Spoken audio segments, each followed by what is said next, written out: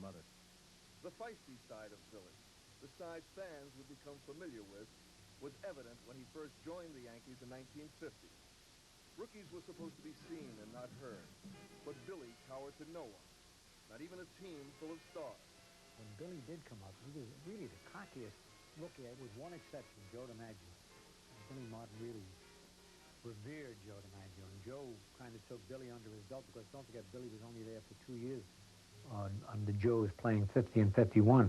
51 was Joe's last year, and I don't know what year Billy had to go back in the service, 51, so he really wasn't. 50 was the year, and then he idolized Joe. I mean, he followed him around like a puppy dog. One of the great stories about Billy was in 1950 when it was the year I won the Most Valuable Player Award, and we were in Boston, where nobody likes me in Boston anyway, whether when I was a player or a broadcaster. And I had received a death threat. Somebody said, if you make an appearance on the field, you're going to be shot with a high-powered rifle from center field. And so I showed the letter to Casey Stengel. He in turn showed it to the FBI, and they came around. I had bodyguards. I had a dog. I had take me to the hotel and back after each game. And the first day when we came out, Casey said, well, look, he said, they don't know this kid. We've got this rookie, Billy Martin. He said, I'm going to switch uniform shirts, especially for batting practice and infield practice, right? So Billy, he didn't care. You know, he was cocky as odd, but he put my uniform shirt on. I put his on. And from a distance, you probably couldn't tell. He wasn't that big. He was taller than I, but he wasn't a real big guy. And Billy never stood still once. I mean, you know, when you think somebody's going to take a shot, even though 99 times out of 100 that it won't happen, that one chance, he didn't give a sitting target. If they were going to shoot him, they were going to have to hit him on the dead run when he was moving. In 1954, Billy was inducted into the Army for his second stint. He barely disguised his displeasure at leaving a team looking for its 6th consecutive World Championship. I just received my 1A classification today, and I guess I'll be going in the Army in a couple of months. As you know, I was in the Army in 1950, and the Army let me out because I had too many dependents. I have now one more dependent, who was my little daughter, but the funny thing, Jerry Coleman is coming back, and I took Jerry's job because Jerry had to go in the Marines. I guess it's just fate, and it's a wonderful thing to have Jerry come back and take my job, although I'd rather be playing ball if I could. Billy returned in August of 1955 in time for another pennant drive. Though he was only a .257 lifetime hitter, he always had a knack for delivering in the clutch. Best of all, when it counted most. In 5 World Series, he hit .333, and his 1953 performance still ranks among the great World Series shows. In 6 games, he hit a staggering .500 and collected 12 hits, a record at the time. The World Series also brought out Billy's clutch fielding. His most famous play came in Game 7 of the '52 series, when he miraculously caught up with Jackie Robinson's bases-loaded pop-up that saved the lead and the championship. Such heroics even won praise from the rival Brooklyn Dodgers. The real great thing of the series is a boy that only hit .250. I think he's the best ball player in the club, Billy Martin. Praise from Billy's own manager, Casey Stengel, was unabashed. Billy had played for Casey in the minors at Oakland, and it was there that they became close. Stengel had no children. Billy never knew his father. It seemed destined that Casey, a hellraiser himself as a young player, would become a father figure to Billy. Casey once boasted of his second baseman. He's my best clutch hitter and the best double play man in the league. While Casey was Billy's mentor, Mickey Mantle and Whitey Ford were his constant companions. The trio had fame and success, and for a couple of years, their late-night romps in New York were the stuff of clubhouse legends. Billy and I, for some reason, hit it off pretty good. I think probably after the first workout, he was in the next locker to me, and I said, do you drink beer, Billy? And he said, yes. So we went and had a beer, and we hit it off pretty good. We used to tease each other about whose liver was going to go first, mine or his. With Billy, all of a sudden it just happens, and you're not quite ready for it, you know. We had come back to the Kenmore Hotel in Boston a little late one night. The curfew it was a day game, so the curfew was probably 12 o'clock. Usually after a night game, it was like 1:30. But I think this was after a day game.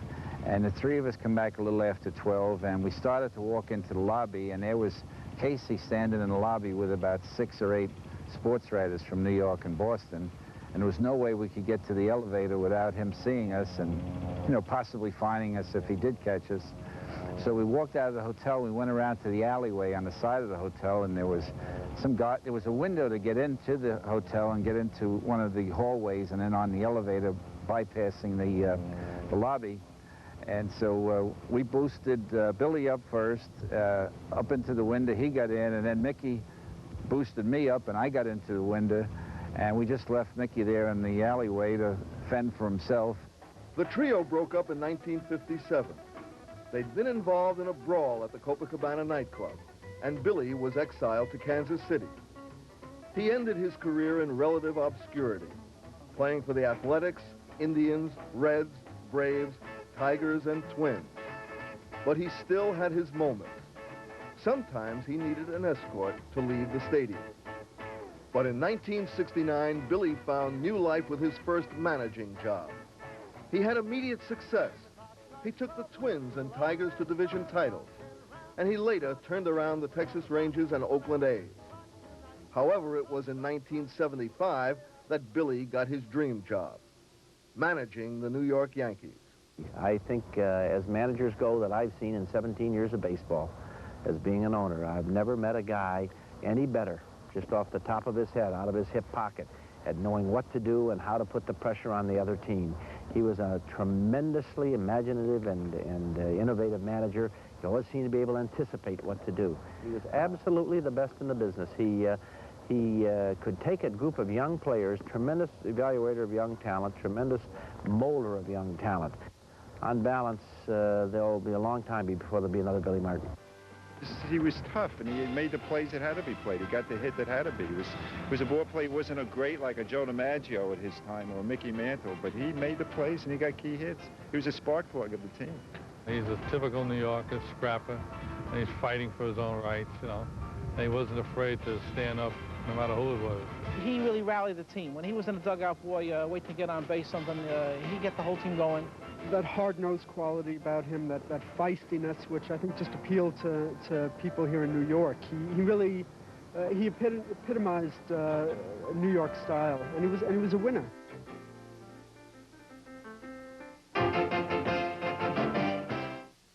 He was the best first-year manager probably ever in baseball. Billy Martin as a manager was excellent, and it's proven in his record. Everywhere he went, he had a winner. I thought he was a great tactical manager, no question about it. Nobody wanted to win or would do anything to win the way he would.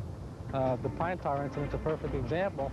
You know, he knew a week before that George Brett's bat was illegal, but he waited until there was a chance to win a game before he brought it up to the umpires. There was a darker side to Billy Martin. There were the fights with Clint Courtney, Jim Brewer, and Tommy Lasorda when he was a player. His teammates, Eddie Lopat and Phil Rizzuto, remember Billy the Battler. Oh, he antagonized other players. In fact, we got a few fights along the line with that. And he got in 2 or 3 fights, a couple with Clint Courtney and one with Pearsall and in the dugout, and a couple others, I don't even remember now who it was, but so we got to kid him about it one day. We said, hey, you can't fight your way through this league. You got to play your way, you know. So we told him to ease off a little bit. The great story about Billy, which I've told and it's been told a lot of times, he was traded away because he was supposed to be a bad influence. But he roomed with me in 1950, his first year coming up. And Billy was, I mean, was a great roommate in the sense that he kept you loose. One of the most natural and funny men I've ever met. He and Mickey Mantle. That's why they got along so well. They were really clever. No script writer. And they hardly thought of these things as unbelievable. But, and Billy talked nothing but baseball in the room. Now, at a certain hour, Billy and I would part company, because then I wouldn't see him till the next day half the time, even though we were roommates. You know, he loved to go out, and he was like Peppertone. He was a night person. He loved to go out and have a good time. But he roomed with me. I won the MVP. He roomed with Yogi one year. He won the MVP. And he roomed with Mantle one year. Won the MVP. And he'd say, how can I be a bad influence if, you know, these guys do so well? And of course, he got blamed for that Copacabana incident. Billy's playing days ended, but his fights didn't. As a manager, there were the battles with his players, Dave Boswell and Ed Woodson. Later, there was the incident in a Texas nightclub.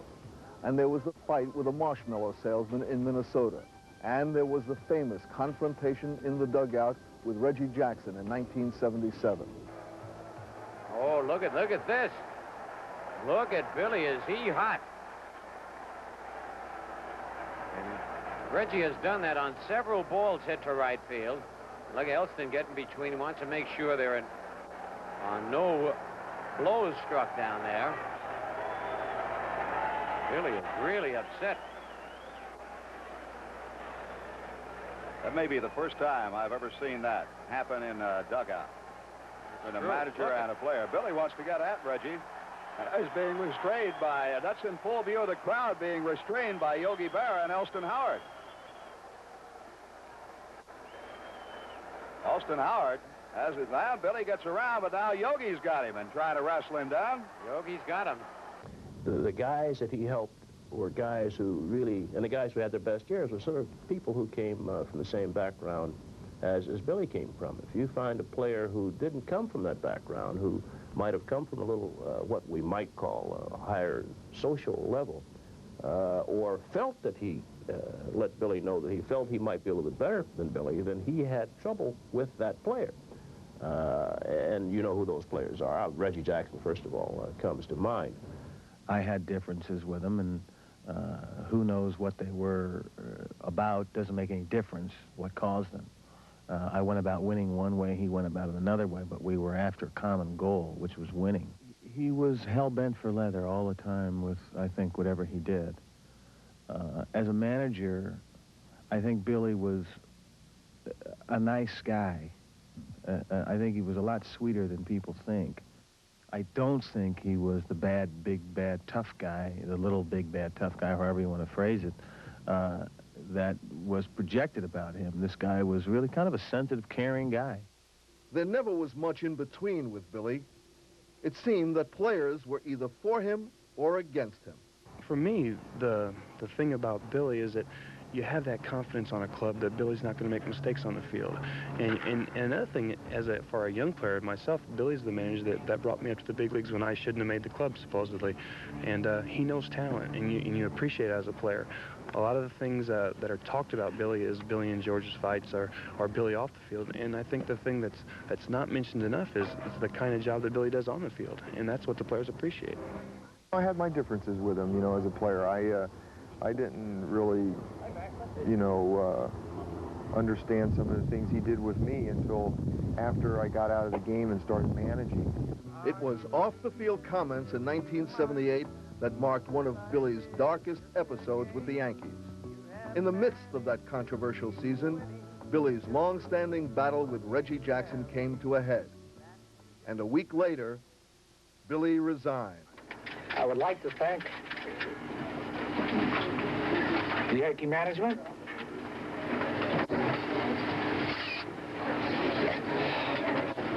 the press, the news media, my coaches, my players, and most of all,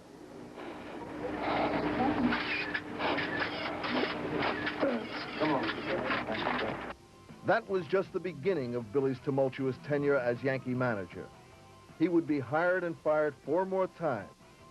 The most dramatic return came only days after his first departure, when it was announced on Old Timers Day. The news brought down the house. These were the best of times for Billy. He would still get fighting mad and lose control, but he was home with the Yankees, and all he wanted was to win. When Billy Martin died on Christmas Day of 1989, a void was left in the hearts of many Yankee fans, as well as in the heart of the man who brought Billy back to pinstripe.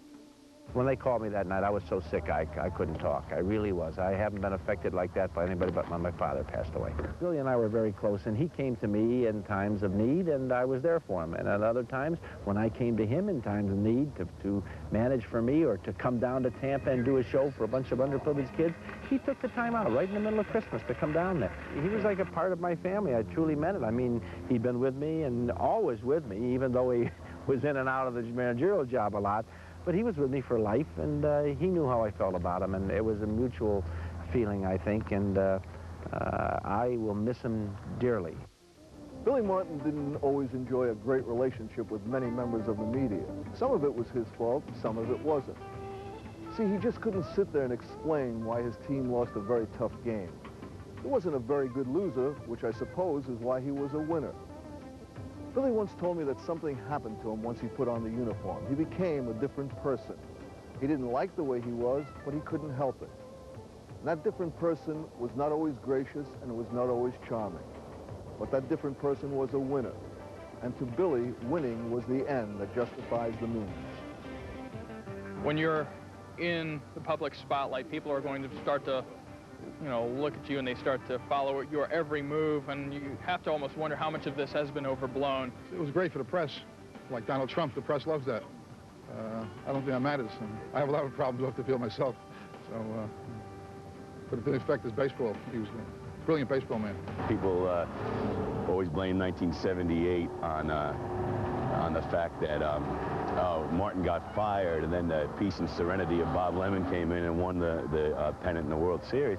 I say, you know, forget, it was Martin's team that won the pennant in the World Series, and it was the newspaper strike that let them win the pennant in the World Series. It had nothing to do with Martin being fired.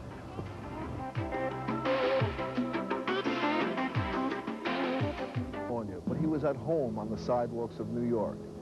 He belonged to New York, and to legions of Yankees fans, he always will be #1. I may not have been the greatest Yankee, he once said, but I am the proudest.